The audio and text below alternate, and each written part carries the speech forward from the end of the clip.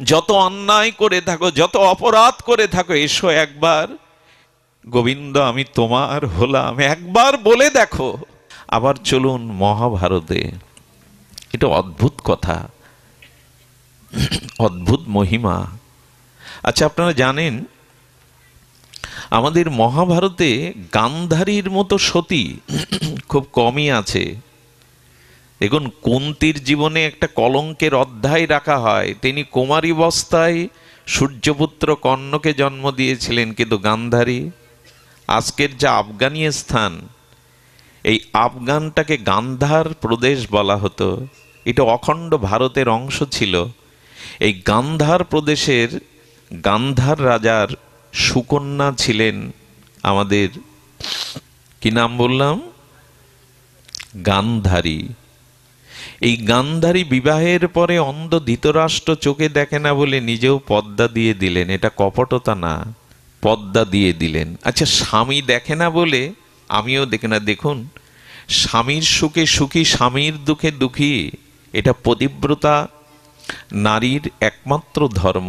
আমি একটু অনুরোধ করি, যদি নিজের পতি ছাড়া স্বপ্নেও অন্য পুরুষের ভাবনা হৃদয়ে না আসে, স্বামীর সুখকেই, স্বামীর দুঃখকেই সুখ দুঃখ বলে জীবনে যদি ব্রতরূপে গ্রহণ করতে পারেন, স্বামী নির্ধনী হতে পারে, সুন্দর সুশ্রীবান না হতে পারে, অভাব অনটন থাকতে পারে, কিন্তু যদি চিন্তার মতো শ্রীবৎস রাজার সাথে বনবাসেও যেতে পারেন, যদি স্বপ্নেতেও অন্য পুরুষের চিন্তা হৃদয়ের আঁচ না লাগে, এই পতিব্রতা ধর্মের কারণে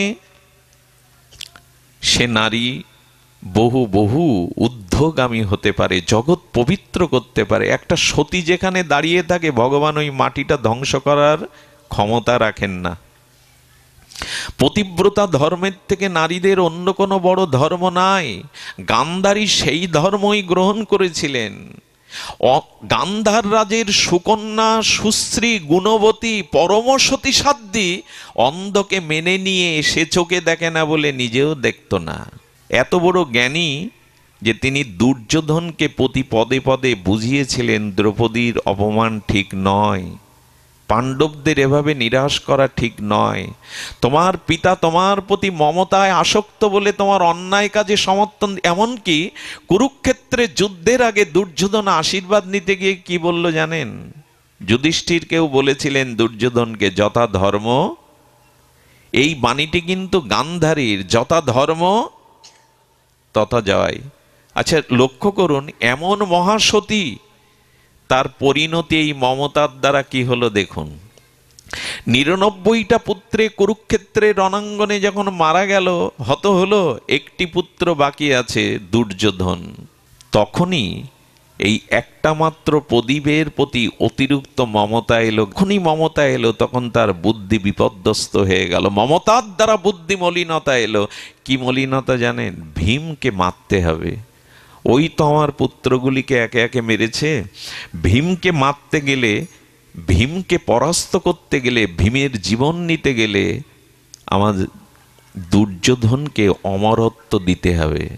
এতদিন পরে এই কথা মমতার দ্বারা মনে পড়ল, দুর্যোধনকে যদি অমরত্ব দিতে পারি, দুর্যোধনের দ্বারা ভীম বিনাশ হবে। লক্ষ্য করুন, তখনই বললেন দুর্যোধনকে খবর দাও, অমুক গৃহে রাতে সে আমার সামনে আসুক। আমি মহাসতী, তেজস্বিনী, আমার পর্দা খুলে আমি যদি দৃষ্টি সর্ব অঙ্গে দিয়ে দিই, দুর্যোধনের কোনো অঙ্গই ওর আর বদ্ধ হবে না, অমরত্ব পাবে ওর অঙ্গ। এই মমতা কেন এলো জানেন? মমতা এলো, দুর্বুদ্ধি ঢুকে গেল। ভীমকে, পাণ্ডবদের বিনাশ করে আমার দুর্যোধনকেই জয়ী করতে হবে। এই যে অতিরিক্ত দুর্যোধনের প্রতি মমতা, নারদ, আমাদের বিদুর বলেছিল, যদি এতই মমতা দিয়ে কুরুক্ষেত্রের রণাঙ্গনে কৌরবদের ধ্বংস করবে, তোমার লবণ গালে দিয়ে মেরে ফেলা উচিত ছিল। গান্ধারী আজকের দিনে অতিরিক্ত সন্তানদের যেসব পিতামাতা মমতায় লালন করছেন, শাসন নেই, তাদের বিধিবিধান সদাচার নেই, যারা অতিরিক্ত মমতা দিচ্ছেন, লিখে রাখুন আপনার সর্বনাশের অধ্যায় সেই সন্তানই রচনা করবে। অতিরিক্ত মমতা কারো প্রতি দিলেই তার সর্বনাশ, তার দৃষ্টান্ত দেখুন। এই বুদ্ধি এলো, ভীমকে বিনাশ করে দুর্যোধনকে অমরত্ব দিতে হবে। সংবাদটা শুনেই আগুনের লেলিহান শিকার মতো উলঙ্গ হয়ে দৌড়াতে লাগলো দুর্যোধন। আচ্ছা বলুন তো, এতদিন মার কথা শুনিনি, আজকে দৌড়াচ্ছে কেন? এতদিন শুনিনি, আজকে দৌড়াচ্ছে কেন জানেন? নিজের স্বার্থ যেখানে থাকে না মানুষ, সেখানেই বেশিরভাগে দৌড়ায়। দুর্যোধন আজ নিজের স্বার্থ দেখছে, আমি যদি অমরত্ব পাই তাহলে আমি বিনাশ করতে পারবো, আমি জয়ী হব। আজকে স্বার্থের জন্য বিবস্ত্র হয়ে দুর্যোধন ছুটছে। কিন্তু এই কথা অন্তর্যামী গোবিন্দের অনুভবে এসে গেল। দেখুন, ভগবানের স্মরণ নিলে কি হয়। গোবিন্দ সামনে এসে যেই দেখা দিয়েছেন, অন্ধকারে নিজের লজ্জা ডাকবার জন্য দুর্যোধন জড়সড় হয়ে বসে গেছে। কৃষ্ণ ভগবান বললেন, দুর্যোধন, অন্যের বস্ত্র কেড়ে নেওয়ার অভ্যাস তোমার চিরদিনের, আজ তোমার বস্ত্র কে কেড়ে নিল? তুমি তো দ্রৌপদীর বস্ত্র কেড়ে নিতে চেয়েছ, অন্যের বস্ত্র কেড়ে নিয়ে তুমি পারঙ্গম, আজ তোমার বস্ত্র কে কেড়ে নিল? লজ্জিত দুর্যোধন বলছেন, মায়ের কাছে যাচ্ছি। বললো, জানি তো, আর এই জন্য তো সতর্ক। দেখুন, বুদ্ধির দ্বারা কিভাবে ভগবান বলছেন, এই বুদ্ধি, সুবুদ্ধি প্রয়োজন, সুমেধা প্রয়োজন। ভগবান আশ্রিত পাণ্ডবদের রক্ষা করার জন্য বলছেন, মায়ের সামনে বিবস্ত্র উলঙ্গ হয়ে কোনো সন্তান যায়? আচ্ছা, ওইখানে অনেকেই শুনেছেন কোনো পাতা বা কাপড় তার লজ্জাকে, উরুকে ঢেকে দিলেন। আমার একটা কূট প্রশ্ন জাগে, তো মাথায় সরল বুদ্ধি না কূট বুদ্ধি। আচ্ছা গান্ধারী, তোমার সতীত্বের তেজ বিকিরণ যদি ওর সমস্ত অঙ্গকে অমর করে দিতে পারে, তাহলে তোমার দৃষ্টির এই ক্ষমতা নেই কাপড় ভেদ করে তোমার শক্তিটা উরুতে যেতে পারতো না? তাহলে আর কি শক্তি যে তোমার দৃষ্টি ভেদ করে একটা কাপড় ভেদ করতে পারছে না? কাপড় ভেদ করে তো উরুটাকেও অমর করে দিতে পারতে, কি তোমার দৃষ্টি? এর উত্তর কি জানেন? ভগবান যদি কাউকে রক্ষা করবার জন্য বস্ত্র দিয়ে দেয়, আবরণ, তা ভেদ করবার ক্ষমতা জগতে কার আছে? ভগবান যদি কারো রক্ষার জন্য তাকে আবরিত করে, সে ভেদ করার ক্ষমতা জগতে কারো নাই। গান্ধারীর দৃষ্টি কাপড় ভেদ করে উরুতেও পড়তে পারত, দৃষ্টি অত সংকীর্ণ না গান্ধারীর। এই জন্য যে যত ইন্দ্রকে সংযত করতে পারে ভোগের থেকে, তার ইন্দ্রিয়ের ভিতরে ততোধিক ক্ষমতা এসে যায়। একটা মানুষের কথা দেশ জেগে ওঠে, একটা মানুষের কথা মানুষ বুলেটের সামনে প্রাণ দিয়ে দেয়। আপনি আমি বললে দেবে তো? দেবে না। কারণ কোনো মানুষ যদি সংযত হয়, মানুষ যদি রিপুকে জয় করতে পারে, সাধনার দ্বারা অপরোক্ষ শক্তি অর্জন করতে পারে, তার একটি শব্দ একটি জাতিকে জাগিয়ে দেয়। শব্দের মধ্যেই তো শক্তি। তো গান্ধারীর শক্তি ভেদ করতে পারত, কিন্তু গোবিন্দ যাকে সুরক্ষা দেয় তাকে কে ভেদ করবে? তাকে কেউ ভেদ করতে পারবে না। এই জন্য গান্ধারীর এই অতিরিক্ত মমতার কারণে আজ দুর্যোধনেরও পতন হলো, গান্ধারীরও পতন হলো। অতিরিক্ত মমতা এর সব থেকে বড় দৃষ্টান্ত এই, কারো প্রতি যেন অতিরিক্ত মমতা না থাকে। এই জন্য ঠাকুরমশার সেই মহাবাণী, স্ত্রী পুত্র বান্ধব যত মরি যায় শত শত, আপনারে হও সাবধান। বারবার শব্দটা বলছি কেন জানেন? যাতে সাবধানতাটা আমাদের আসে, আমরা যেন সাবধান হই। এখানে দেখবেন বারবার বলা হচ্ছে যে আমাদের জীবনে এই যে অনিত্যতা, এই অনিত্যতা, এই মায়ার পর্দাটা কিভাবে সরবে, আমরা এবার তার উত্তর নেব। তার আগে আরো একটু বলি যে লক্ষ্য করবেন যে আমাদের এই মায়াময় সংসারের যা কিছু দৃশ্যমান তা বড় ক্ষণস্থায়ী। আচ্ছা, মুঠির মধ্যে জলকে আটকে রাখা যাবে? ঘুম আসছে না তো আপনাদের? আমি তো আসলে আপনাদের আনন্দ দেওয়ার মতো আমার যোগ্যতাই নেই, অনুভূতি নেই। মুষ্টিবদ্ধ করে জল রাখা যাবে?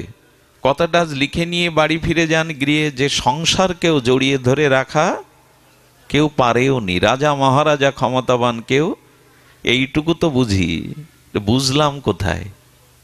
সংসারকে, জলকে মুষ্টিবদ্ধ করে কি করে রাখবেন? প্রবল নদীর স্রোতে, বানের দ্বারা যখন বান আসে না, সামনে কেউ দাঁড়াতে পারে না, ভেসে যায়। এই মায়াময় সংসারের কালের স্রোতে আমরা সবাই ভাসমান, এখানে কেউ দাঁড়াতে পারবে না। মায়ার সামনে, কালের সামনে আজ পর্যন্ত কেউ দাঁড়াতে পারেনি। আচ্ছা, ভোরবেলা শীতের দিনে ওই যে দূর্বা ঘাসের উপরে বিন্দু আকারে শিশুর বিন্দু জমে থাকে, এ কি সারাদিন থাকে? কতটুকু ক্ষণস্থায়ী, যেই সূর্য কিরণ এলো শুকিয়ে গেল। সংসারের যা কিছু স্বপ্নময় সুখ দেখছো, রূপ যৌবন ভোগ বিলাস, এটা শিশির বিন্দু ঘাসের উপরে। কালের তাপ লাগলে এটা শুকিয়ে যাবে। কেন বোঝো না এটা অস্থায়ী? কেন বোঝো না এটা ক্ষণস্থায়ী? কত করে মহাজনরা বলেছেন। আর এই যে মায়া, এই যে মমতা, এটি গভীর শোকের উদ্গাতা। আমাদের জীবনে এত ব্যথা, এত দুঃখ, এত শোক কেন? মায়ার কারণে। দেখবেন যাতে আমার এই অনুভূতি, তাতেই দুঃখ। আচ্ছা, কোনো নদীর তীরে কেউ তিনতলা সুরম্য অট্টালিকা নির্মাণ করেছে, বহু অর্থ ব্যয়, মনের মতো করে সাজিয়েছেন, কিন্তু দুর্ভাগ্য নদীর ভাঙন শুরু হলো। যদি এক হাত দু হাত বাকি থাকে, বাড়িটা টলমল করতে থাকে, ঘুম হবে আপনার? আচ্ছা, তখন যদি কেউ এসে ওই পুরো বাড়ির খরচ আপনাকে দিয়ে দলিল করে কিনে নেয়, কিনে নিল, যেদিন কিনে নিল তার 1 মিনিট পর থেকে ওই বাড়ির জন্য ভেঙে যাক আর গর্বে যাক, আপনার চিন্তা হবে? ঘুম হারাম হবে? এতদিন ঘুমোচ্ছিল না, এতদিন প্রতিটা ইটের কোনায় কোনায় ডিজাইনে শোক হচ্ছিল, এত সুন্দর করে গেলেন, আজ ভেঙে গেলেও শোক হচ্ছে না কেন? কথা বলুন। ওটা রেস্টি করে দেওয়ার পরে ওর সত্যটা, আর বাড়িটা আজ আমার, এই যেই আমার শব্দটা তুলে নিয়েছে, আর ভেঙে গেলেও শোক নেই। কিন্তু শোকটা কোথায় আসলো জানেন? ওই 10 লাখ টাকার মধ্যে। বাড়ি রাখলে ক্ষতি হবে না তো, কেউ দেখতে পায়নি তো, তখন বাড়ির চিন্তাটা ঢুকলো কিসের মধ্যে? টাকার মধ্যে। রাত্রে ঘুমই হলো না। আচ্ছা, ব্যাংকে রাখার পরে ওই ব্যাংকে যদি পরের দিন অগ্নিতে দাহ হয়, ব্যাংকে লুট হয়, আপনার চিন্তা হবে? কারণ আপনার কাছে ব্যাংকের পাস বই আর চেক বই রয়ে গেছে। তখন কি হয় জানেন? ঝড় এলে, বৃষ্টি এলে ওই বইটার দিকে মমতা যায়। আগে ইটগুলো বাড়ির দিকে মমতা ছিল, পরে টাকার মধ্যে আসলো। কারণ যখনই আপনি যে বস্তুটা আমার ভাবছেন, তার প্রতিই আপনার চিন্তা অভিনিবেশ আসছে। যখন ওই চেক বইটা বৃষ্টি হচ্ছে, কোথায় রাখলেন, ওর প্রতিই তো ধ্যান। অর্থাৎ যে বস্তুতে আমার আমার করবেন, তাই দুঃখের কারণ হবে। সংসারে দুঃখ মানুষ আকাশ থেকে পায়, মাটি থেকে পায়? পাই তো যাদেরকে আমার আমার করি তাদের থেকে। এই জন্য বলছেন এটা দুঃখের উৎপাদায়িতা। এই জন্য মুষ্টিবদ্ধ জল যেমন রাখা যায় না, কোনো পদার্থ থাকে নাই, খুললেই ফাঁকা। আচ্ছা, আমি হাতের মুঠো করে বলছি, আমার হাতে মূল্যবান জিনিস আছে, তো সাথী বন্ধু বান্ধবরা জোর করে মুঠি খোলার চেষ্টা করে, কি আছে আমায় দে, কিন্তু খুললে দেখা যায় সংসারে মনে হয় অনেক কিছু আছে। আর সংসারের স্বরূপ কেমন জানেন? মংমলের তোয়ালে দিয়ে যদি মদের পাত্র ঢাকা থাকে, বাইরে দিয়ে মনে হয় এই দামি মগমলের তোয়ালের ভেতরে মনে হয় কোনো মূল্যবান বস্তু আছে। খুলে দেখলেন এ দেহের চামড়াটা তুলে নিলেও, যে দেহের প্রতি এত মমতা ভোগ, চামড়া তুলে নিয়ে দেখুন। এখন আমার চামড়া তুলুন, আমার গায়ে আমি থুতু ফেলবো, রক্ত মাংস হাড় অস্থি মজ্জা মলমূত্র এখনো আছে মলাশয়ে, চামড়াটা শুধু তুলে ফেলুন। এই জন্য বলছেন সব ফাঁকা এই দ্রব্য।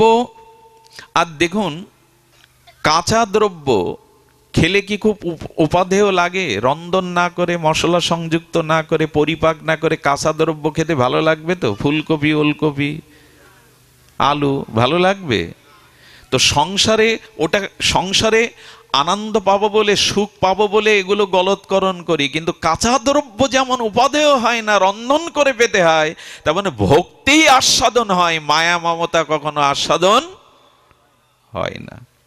সংসারের সুখ সুখ বটে, নালে মানুষ ছুটবে কেন? রূপ যৌবন অর্থ ক্ষমতা যশ খ্যাতির পিছনে সুখ আছে, বিষয় সুখ। সেটা কেমন জানেন? শরতের মেঘের মতো।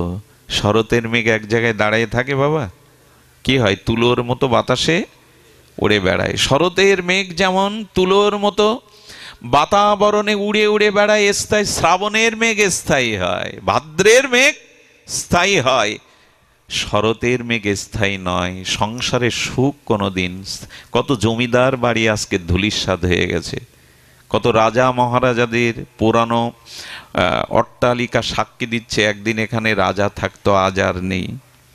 এটা শরৎকালের ন্যায় ক্ষণিক। আর দেখুন, সাগরের ওপারে যাওয়া যায় না, তেমনি সংসারেরও কোনো পার পাওয়া আজ পর্যন্ত কেউ বলুন না আমি সংসারের শেষ পেয়েছি।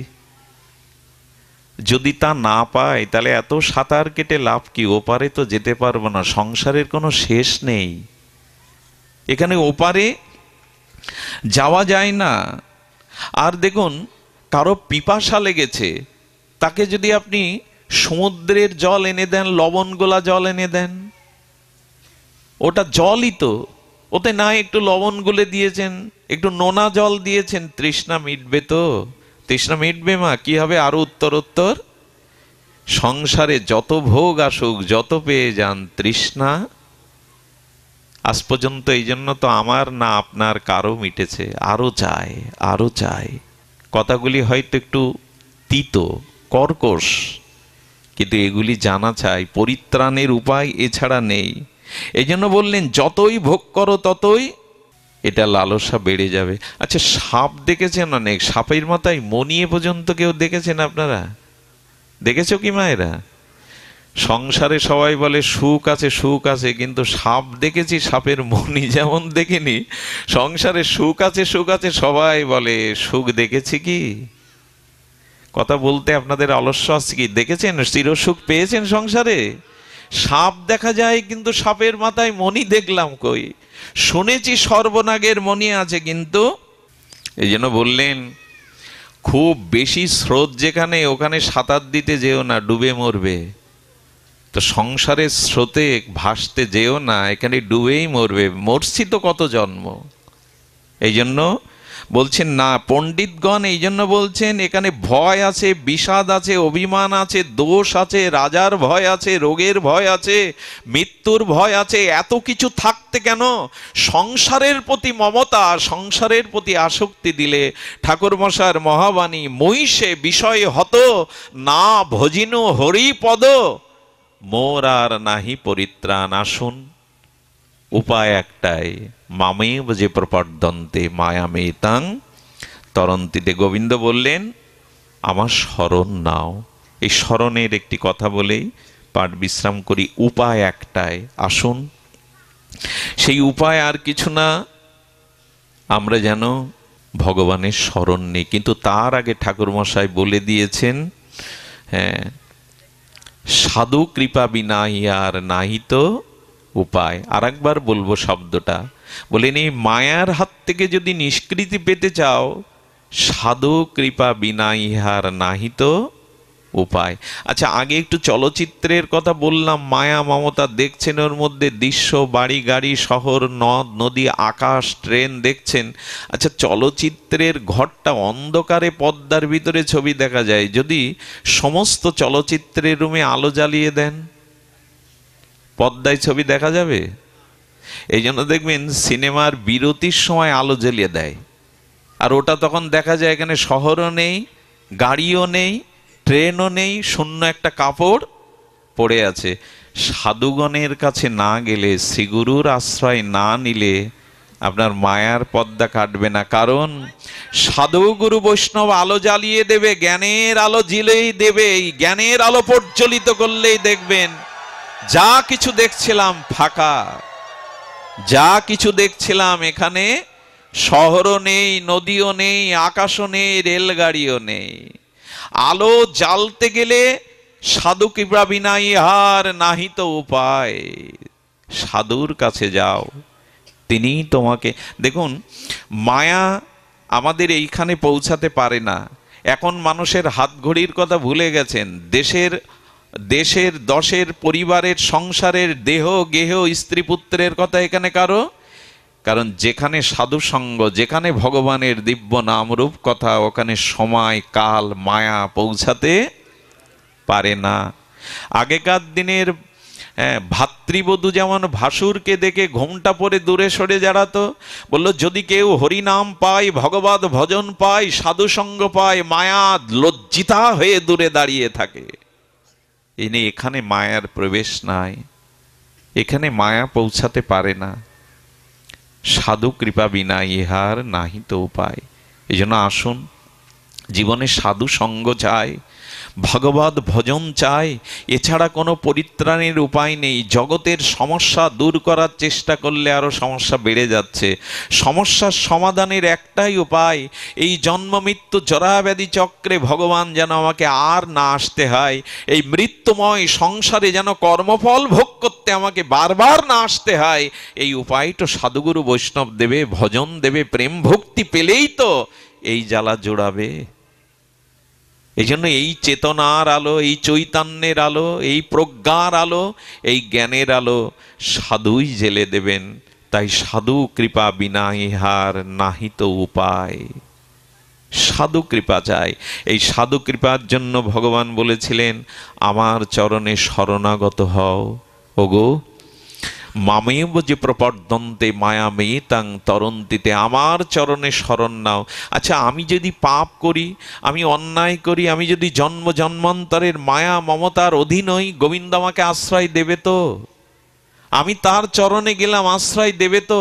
আহা, আপনাদের মনে পড়ে বিভীষণ রাত্র দুপুরে রাত 12টার সময় লঙ্কার এপারে এসে রামচন্দ্রের দুয়ারে এসে বললেন আমি শরণাগত নিতে এসেছি। মায়ার লাথি খেয়েছে, রাবণের লাথি খেয়েছে, বলে আমি রামের চরণে শরণাপন্ন হতে এসেছি। আমার মাঝে মাঝে মনে হয় বিভীষণের মতো আমারও লাথি খাওয়া উচিত মায়ার। যদি লাথি খেয়ে জ্ঞান হয়, এদের চরণ না, ভগবানের চরণে যাওয়াই উচিত। মাঝে মাঝে সমস্যা, দুঃখ, কষ্ট, যন্ত্রণা পাওয়া ভালো, এগুলো এড়িয়ে যাবেন না। এই মায়ার লাথি, দুঃখ, যন্ত্রণা, কষ্ট যত পাওয়া যাবে তত ভগবানের কথা স্মরণে আসবে। বিভীষণ রামচন্দ্রকে জেনেছিলেন, বিভীষণ ভজন করেছিলেন, রঘুপতি রাজীবলোচন জেনেছিলেন, কিন্তু রাবণের লাথি না খাওয়া পর্যন্ত প্রভুর চরণে উনি আসেননি। আমাদেরও লাথি খাওয়া ভালো। মাঝে মাঝে বলে কি আমার স্ত্রী মনের মতো হয়নি, কেউ কেউ বলে আমি স্বামীকে মনের মতো পাইনি। একজন আমাকে মাঝে মোবাইলে বলছে বাবা কি স্বামী পেয়েছি, ভজন পথে অন্তরায় যেতে দেয় না, বাবা উপায় বলতে পারেন? আমার মহা দুর্ভাগা। আমি বললাম মহা তোমার সৌভাগ্য, মহা সৌভাগ্য তোমার। বললেন বাবা ঠাট্টা করে বলছেন, উপহাস করছেন? বললেন না, দেখো স্বামী যদি ধর্মশীল হয়, সদাচার সম্পন্ন, ভজন পরায়ণ হয়, তাতে তো তোমার সৌভাগ্য বলতেই হবে। তবে যখন পাওনি, বিরক্তিকর, তখন তোমার মহা সৌভাগ্য কেন জানো? ওর প্রতি যে আসক্তি, টানটা ভালো হলে যেত, ভালো নয় বিধায়, মনের মতো নয় বিধায় ওর প্রতি যে আসক্তিটা দিতে পারোনি, ওটা একটু জগৎপতি ভগবানকে দাও না, জগৎপতি কৃষ্ণকে দাও না। বলে ওইটা যদি দিতে পারো তাহলে এই পতি তো মরে যাবে, এই পতি একদিন ছবি হয়ে টানিয়ে রাখতে হবে ঘরে, কিন্তু এই স্বামীর প্রতি যে মমতাটা ভালো হলে দিতে, ওই মমতা আসক্তিটা পরমপতি গোবিন্দকে দাও, উনি চিরদিনের মতো তোমাকে গ্রহণ করে নেবেন। এটা তো তোমার মহাভাগ্য।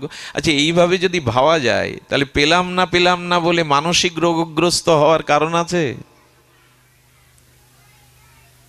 যার যেখানে অপ্রাপ্তি, শূন্যতা, ওইটা ভগবানকে দিন, ওখানে বসান। ভগবান বললেন মাঝে মাঝে শূন্যস্থান তৈরি করি, ওখানে আমি বসবো বলে। পুত্র নেই, ওখানে আমাকে বসাও। মনের মতো স্বামী পাওনি তো কর্তব্য করো, কিন্তু মনটা, ভালোবাসাটা, অনুরাগটা জগৎপতি কৃষ্ণকে দাও গোপীদের মতো। যার যেখানে যেটুকু অভাব, শূন্যতা, ওটা আমাকে দাও, আমি ওখানে বসবার জন্য তোমার জীবনে শূন্যস্থান তৈরি করেছি। এভাবে ভাবলে দুঃখ আপনাকে কি দুঃখ দেবে? এভাবে ভাবতে শিখিনি। এই জন্য বুদ্ধি প্রয়োজন, সুবুদ্ধি প্রয়োজন, যে ভগবানের সব ইচ্ছায় আমাদের জন্য মঙ্গল। ভগবানের সব ইচ্ছাই জগতে কল্যাণকর। আজ বুঝতে না পারি, আগামীতে বুঝতে পারবো যা ঘটছে তার পেছনে কোথাও না কোথাও ঈশ্বরের মঙ্গলময় ইঙ্গিত আছেই আছে। আজকে যেটা বুঝতে, দেখুন সেই রাবণের লাথি খেয়ে বিভীষণ এলো, আগামীকাল লঙ্কার যুদ্ধ শুরু হবে, তার আগের দিনের মহাশত্রুর ভাই এসেছে রামের চরণে আশ্রয় নিতে। আশ্রয় দেবে তো রাম? কালকে যার সাথে যুদ্ধ, তার আপন ভাই যদি রাত 12টায় আপনার কাছে আসে, আপনার ভাবা উচিত না ও গুপ্তচর বৃত্তি করতে এসেছে, আমার দুর্বলতাটা জানতে এসেছে, তথ্য নিতে এসেছে? সঙ্গে সঙ্গে হনুমান গিয়ে যখন বলছেন, প্রভু বিভীষণ এসেছে আপনার দুয়ারে শরণাগতির জন্য, এটা বলেই পাঠ বিশ্রাম মন দিয়ে শুনতে হবে। শুনছেন তো মন দিয়ে, আরেকটু মনোযোগ দিন। আমাদের এই ছাড়া দ্বিতীয় পথ খোলা নেই, এই ছাড়া আমাদের কোনো উপায় নেই। উপায়ন্তর এটাই, ভগবানের চরণে শরণাগতি। বিভীষণের কথা শুনে জাম্ববান সুগ্রীবকে ডেকে রঘুপতি রামচন্দ্র বললেন, রাজনৈতিক প্রজ্ঞা, রাজনৈতিক তোমাদের বিচার কি বলে, ওকে আশ্রয় দেওয়া উচিত? সুগ্রীব তখন বলছে, প্রভু শত্রুর ভাই যদি যুদ্ধের আগের রাত 12টায় আসে, ওকে বন্দি করে রাখা উচিত, যুদ্ধ শেষে ছেড়ে দেওয়া উচিত, এটাই রাজনীতি বলে। ভগবান দেখুন কথা কিভাবে বলতে হয়। আচ্ছা, আপনি একটা দুঃসংবাদ দিতে গেছেন কারো বাড়ি, মৃত্যুর সংবাদ, দেখেন ও খেতে বসেছে, গিয়েই কি দেওয়া উচিত? কথা কোথায় কিভাবে বলতে হয় এটি জানার নাম কলা। কখনো কোনো মুখে অন্নগ্রাস তোলা মানুষকে কোনো দুঃসংবাদ দিবেন? না খেয়েই হয়তো ছুটবে। এই জন্য ওকে খেতে দিন, 2 মিনিট অপেক্ষা করুন। এই জন্য কোথায় কথা কিভাবে বলতে হয় রামচন্দ্র বললেন, বাহ সুগ্রীব, বলিহারি রাজনৈতিক বুদ্ধি তোমার, ঠিকই তো বলেছ। কিন্তু সুগ্রীব, তুমিও তো বালির ভাই, তোমাকে যদি আমি আশ্রয় দিতে পারি, বিভীষণকে কেন দেব না? তুমি তো বালির ভাই, বালি তো তোমার সব কেড়ে নিয়েছিল, জেনেও আমি তো তোমাকে আশ্রয় দিয়েছিলাম। সুগ্রীব তখন মুখ নিচু করে ফেলেছে, সত্যিই তো, শত্রুর ভাইকে তো প্রভু আশ্রয় দিয়েছেন। দেখুন ভগবানের কি মহিমা। তখন বলছে, রাজনৈতিক বিশ্লেষকরা বলে শত্রুর ভাইকে আশ্রয় দিতে নেই, কিন্তু আমার মত কি বলে জানেন? এই দেখুন, আহা, আমরা মনে করতে পারি প্রভু এত অন্যায়, এত অপরাধ, এত মহাপাপ করেছি, তুমি কি আমাকে আশ্রয় দেবে? তোমার চরণে নেবে? ভগবান বললেন, কেউ যখন আমার চরণে শরণাগতি করতে আসে, আমি তার অতীতের কর্মকাণ্ড, অতীতের পাপ অপরাধ বিচার না করেই তাকে চরণে নেই। আমি তার অতীতটা দেখি না, আমি তার অতীতটা বিচার করি না, তার অতীত বিচার করি না। তুলসীদাস গোস্বামী এক অমৃত কথা বলেছেন, সীতামা যখন, জানকী মা, জগৎলক্ষ্মী যখন বনবাসে যাবে, তখন কৌশল্যা বলেছিল, রাম রে, আমি সীতার পাটাও মাটিতে ফেলতে আমার বুকে কষ্ট হয়, এত কোমল জানকীর চরণ। ও তো অমৃত, অমৃতের কলস, ও তো মাখনের মতো স্নেহময়। ওকে তুই বনে নিয়ে যাবি, বনে কাঁটা আছে, বনে বিষ বৃক্ষ আছে, তো এই অমৃতকে, স্নেহের ভাণ্ডকে বনবাসে কি করে তুই রাখবি? সীতা কি উত্তর দিল জানেন? বললেন, মা, এখানে তো অমৃতের মধ্যেই আমি অমৃত রূপে আছি, এখানে প্রভু অমৃত, প্রভুর চরণ অমৃত, আপনার স্নেহ অমৃত। কিন্তু মা, অন্ধকারেই তো আলোর প্রয়োজন, যেখানে বিষ আছে সেখানেই তো অমৃতের প্রয়োজন। মা, বনে বিষ বৃক্ষ আছে, ওখানেই তো প্রয়োজন। সীতামা জঙ্গলে না গেলে রাবণ বধ হতো না, অসুর বিনাশ হতো না, রাক্ষস বিনাশ হতো না, ধর্ম প্রতিষ্ঠা পেত না।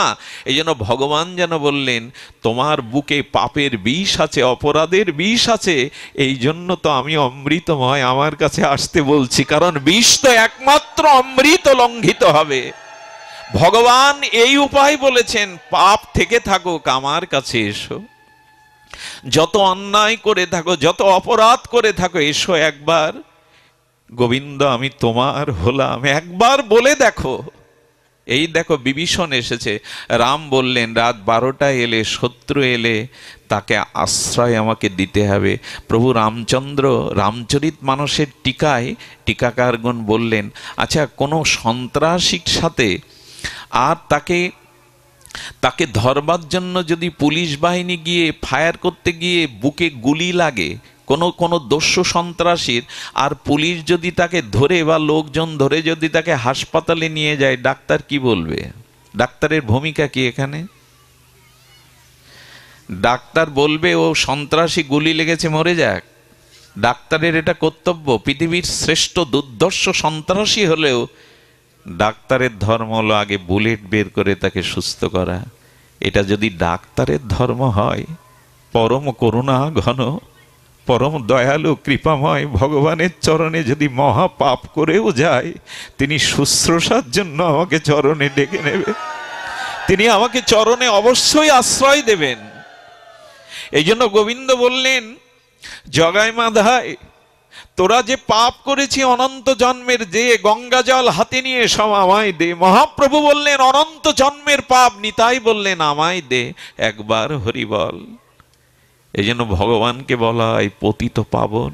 আসুন না, এই জগতের জ্বালা যন্ত্রণা অভিশাপের একটাই কারণ, তার চরণে শরণাগতি নিতে পারেনি।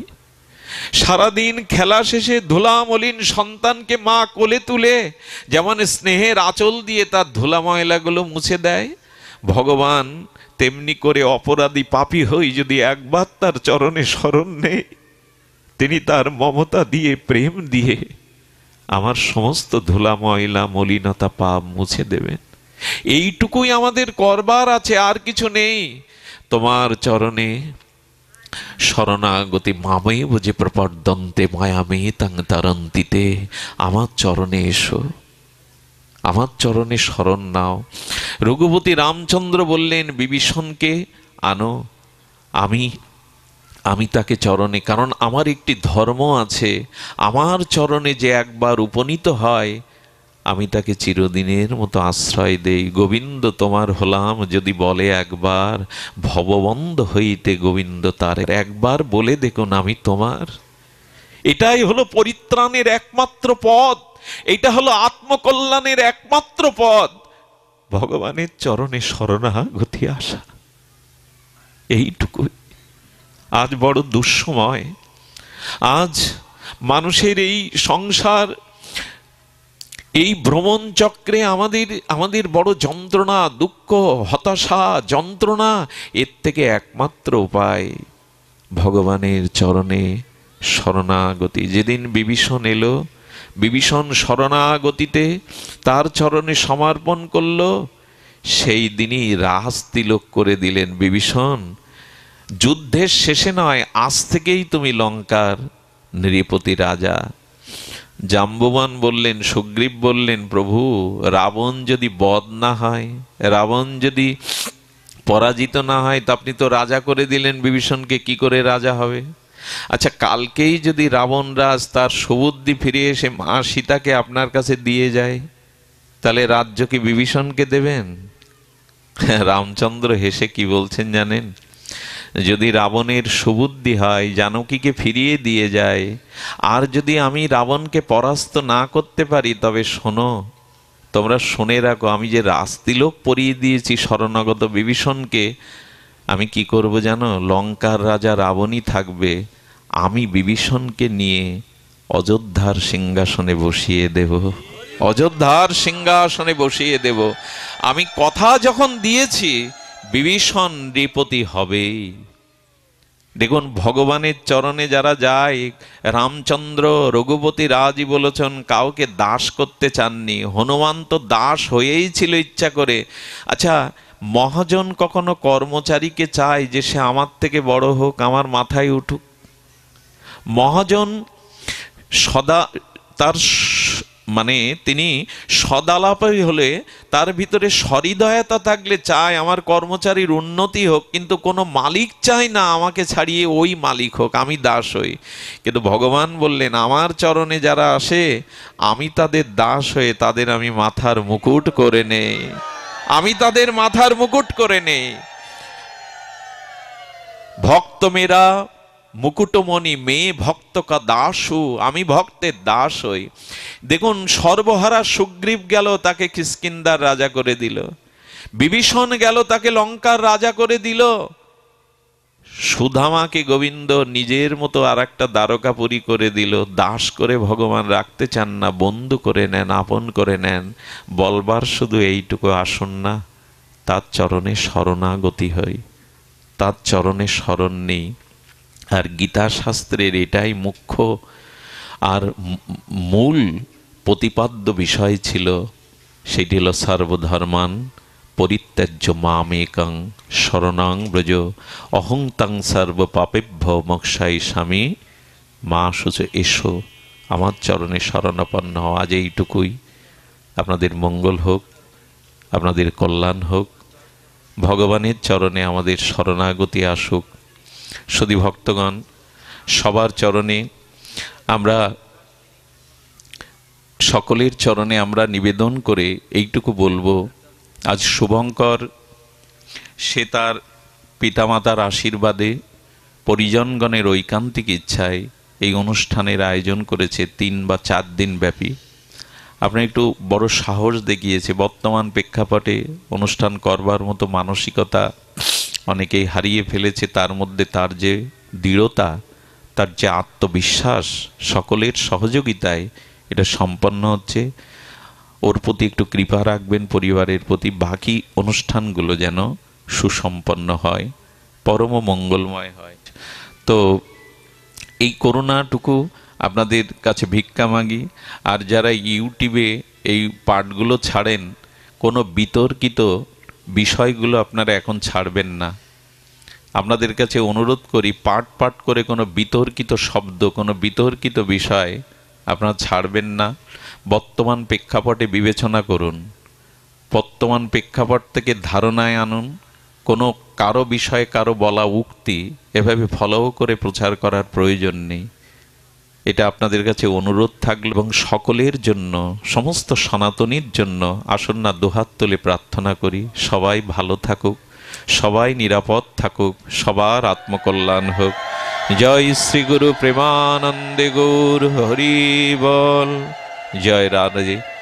আমি একটা অনুরোধ করব, আমার ভাগবত পাঠের দক্ষিণা, মানে যেটা ভাগবত শুনলে প্রণামী দিতে হয়, এটা আমাকে নয়, এই বাড়ির বাকি অনুষ্ঠান যাতে সুসম্পন্ন, এজন্য এদের হাতে কিছু ভিক্ষা দিবেন, যে ভিক্ষাটা আগামী দিনের অনুষ্ঠানে বৈষ্ণব সেবায়